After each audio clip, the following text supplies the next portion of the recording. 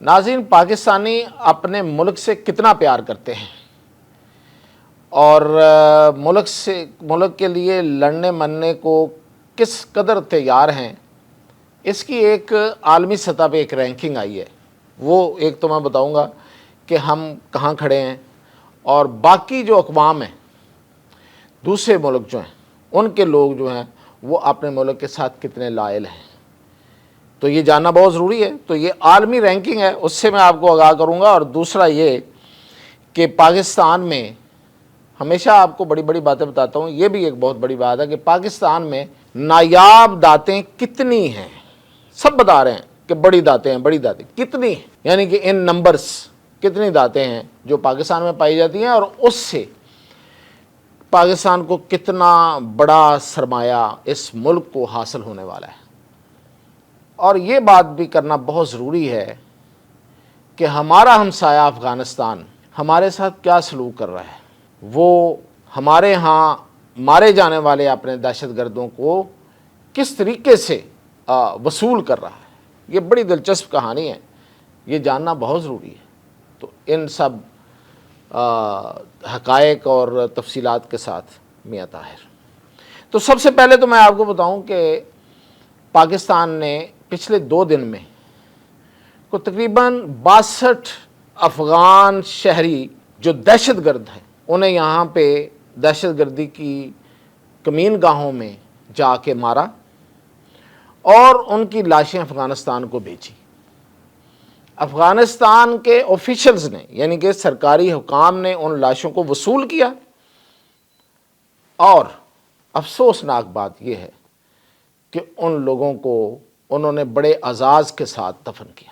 اب مجھے بتائیں کہ جو ملک، جو حکومت، میں ملک کی بات نہیں کر رہا، افغانستان بحیثیت ملک ہمارا ہمسایہ، ہمارا برادر ملک، ہمارا ہمدرد ملک اور دیرینہ اور تاریخی ملک، جس کے ساتھ ہمارے ایسے ایسے تعلقات رہے ہیں کہ لوگوں نے پاکستان میں بہت سے نام ان کے ناموں پہ رکھے، لیکن اس ملک کی جو حکومت ہے، جو افغان طالبان کی حکومت ہے، جس کو پاکستان تقریباً تسلیم کر چکا ہے، اور پاکستان اس کے ساتھ معاہدے کر رہا ہے۔ آپ کو پتہ ہے کہ ہمارا ان کے ساتھ ابھی پچھلے دنوں ترجیحی معاہدہ بھی ہوا ہے، اور چین جو ہے وہ اس کو چاہتا ہے کہ وہ سیدھی راہ پہ رہے، اور پاکستان اور افغانستان کے درمیان سارے معاملات طے کروانے میں گرانٹر بھی چین ہے۔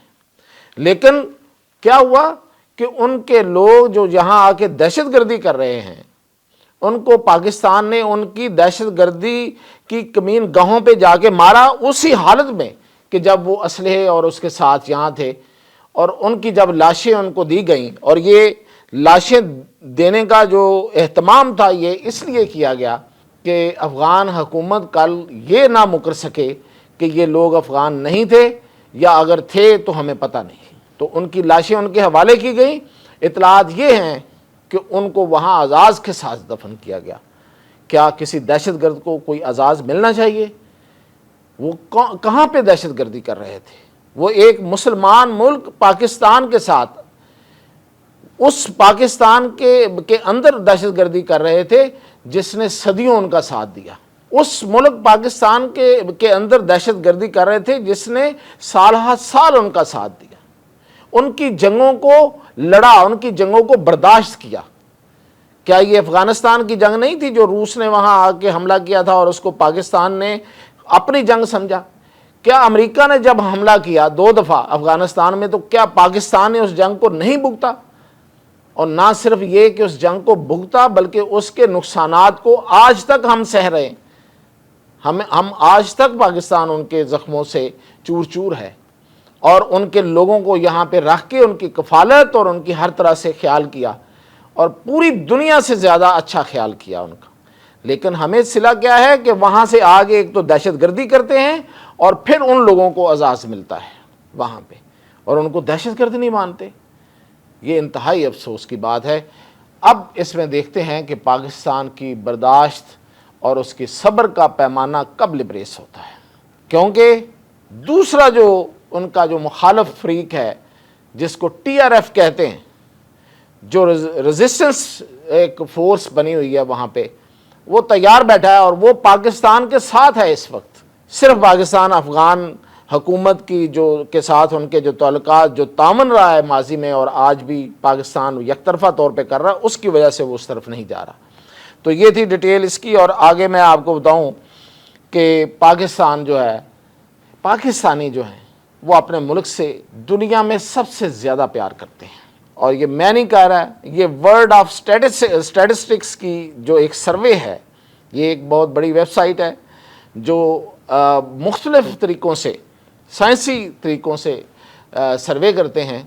انہوں نے یہ سروے کیا ہے کہ پاکستانی جو ہیں وہ دنیا میں سب سے زیادہ اپنے ملک سے پیار کرتے ہیں۔ دنیا میں جتنی اقوام ہیں ان میں سب سے زیادہ پاکستانی ہیں جو اپنے ملک کے لیے لڑنے مرنے کو تیار ہیں۔ اب میں بتاؤں، آپ حیران ہوں گے کہ اس سروے کے مطابق 90% پاکستانی اپنے ملک پہ جان نچھاور کرنے کو تیار ہیں۔ میں فوج، سیکیورٹی فورسز کے علاوہ پاکستانیوں کی بات کر رہا ہوں۔ سیکیورٹی فورسز اور فوج نے تو حلف بھی اپنے ملک کے تحفظ کا لیا ہوتا ہے، لیکن عام پاکستانی جو پاکستان کا شہری ہے، جو سویلین ہے، وہ 90% ہیں جو پاکستان پہ اپنی جان دینا چاہتے ہیں۔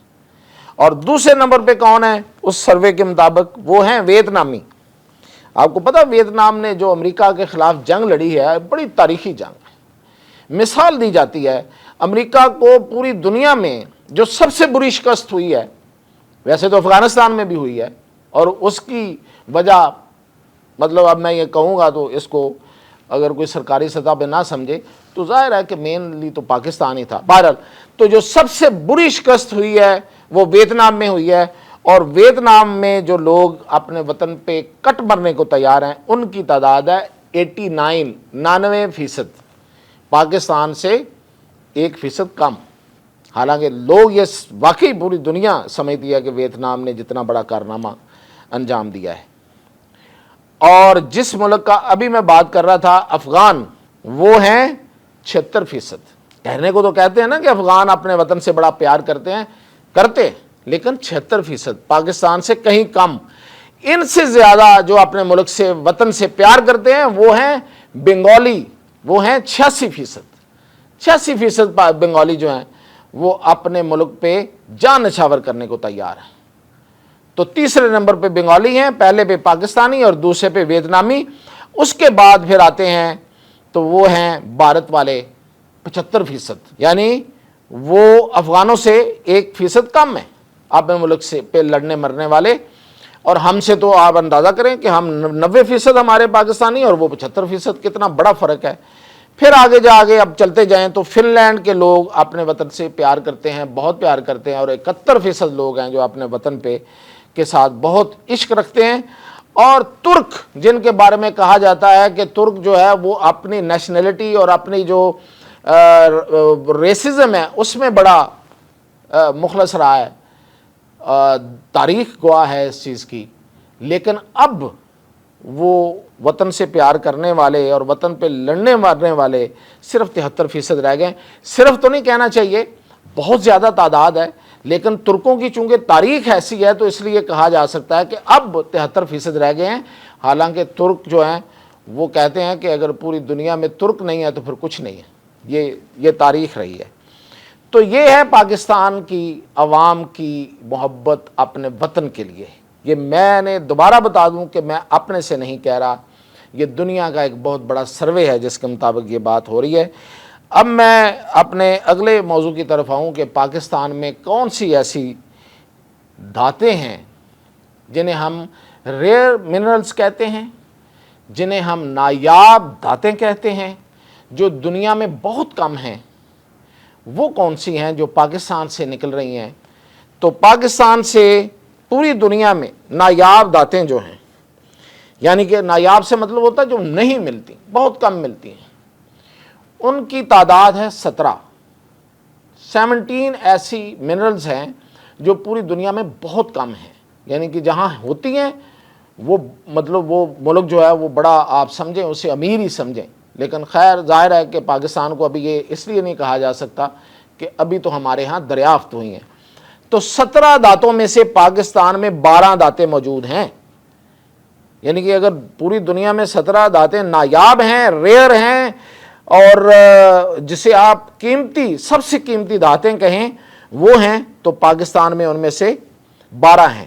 اور یہ جو دھاتیں ہیں، یہ ایک دفعہ پھر دہرا دوں کہ یہ کہاں کہاں استعمال ہوتی ہیں، یہ کن چیزوں کے لیے ناگزیر ہیں، ان کے بغیر وہ چیزیں بن نہیں سکتی۔ وہ ہیں الیکٹرانکس، آپ کے ہاتھ میں فون ہے یا آپ کے گھر میں ٹی وی ہے، آپ کا کیمرہ ہے یا کوئی اور آپ کی الیکٹرانکس کی جو فریج ہے، تو ان سب میں یہ دھات استعمال ہوتی ہے، اس کے بغیر یہ الیکٹرانکس بن نہیں سکتی۔